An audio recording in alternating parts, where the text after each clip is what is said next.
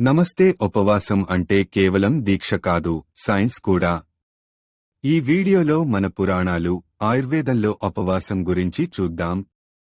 పద్మ పురాణం ప్రకారం ఉపవాసం శరీరాన్ని డిటాక్స్ చేయడంతో పాటు శుద్ధి చేయడానికి సహాయపడుతుంది. మరి మోడ్రన్ సైన్స్ ఏమంటుంది?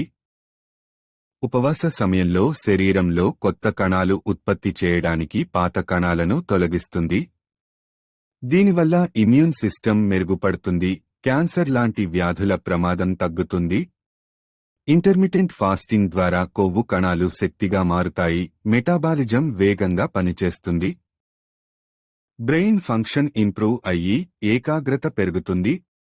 హార్ట్ మరియు ఇన్సులిన్ సెన్సిటివిటీ పెరిగి షుగర్ ప్రమాదం తగ్గుతుంది. కొలెస్ట్రాల్ లెవెల్స్ తగ్గి గుండె వ్యాధుల అవకాశం తగ్గుతుంది. పురాణాలు ఉపవాసాన్ని ఆధ్యాత్మిక శుద్ధి కోసం సూచించాయి. సైన్స్ దీనినే వెల్నెస్ టెక్నిక్ అంటుంది.